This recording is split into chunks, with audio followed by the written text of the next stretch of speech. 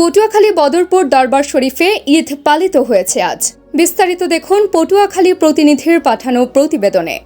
পটুয়াখালীর ৩৫টি গ্রামে ২৫,০০০ মানুষ পবিত্র ঈদ উল ফিতর উদযাপন করছেন। রোববার সকাল ৯:৩০টায় বদরপুর দরবার শরীফে ঈদের জামায়াত অনুষ্ঠিত হয়। ঠিক এমনই চিত্র দেখা যায় প্রতি বছর।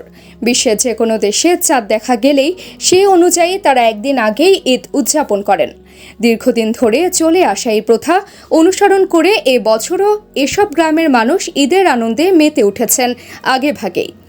পরিবার পরিজন নিয়ে ঈদের নামাজ আদায়, কোলাকুলি আর মিষ্টি মুখের মধ্য দিয়ে তারা পালন করছেন পবিত্র ঈদ উল ফিতর।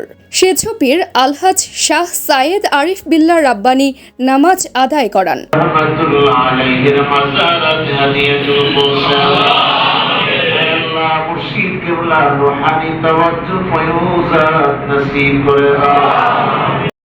ঈদ উল ফিতরের শুভেচ্ছা জানাই। আজকে বদরপুর দরবার শরীফে ঈদ উল ফিতরের জামাত আদায় হয়েছে, অনুষ্ঠিত হয়েছে। 1948 সাল থেকে আমার দাদা হুজুর কেবলা কুতুবে বাংলা হযরত শাহ সৈয়দ ওসমান গনি বদরপুরি রহমাতুল্লাহ আলাইহি প্রথম চালু করেছেন এবং সেই সাদরা দরবার শরীফ হাজীগঞ্জে বিশ্বমুফতি আল্লামা ইসহাক রহমাতুল্লাহ আলাইহি তিনি 1948 সাল থেকে চালু করেছেন।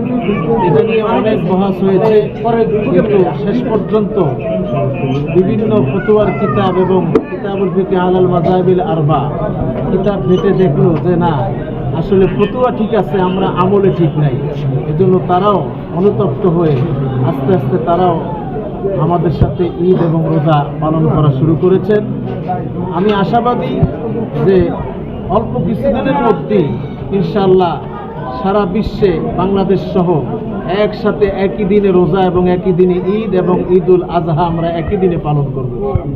জেলার ৩৫ গ্রামের মধ্যে রয়েছে গলাচিপার সেনের হাওলা, পশুরি, বুনিয়া, নিজ হাওলা, কানকুনিপাড়া, মৌডুবি, বাউফলের মদনপুরা, রাজনগর, বগা, ধাওড়া ভাঙা, সুরদি, চন্দ্রপাড়া, দিপাশা, শাপলাখালী, কনকদিয়া, আমিরাবাদ, কলাপাড়ার নিশানবাড়িয়া, ইটবাড়িয়া শহরের নাইয়াপট্টি, টিয়াখালী, তেগাছিয়া, দক্ষিণ দেবপুর।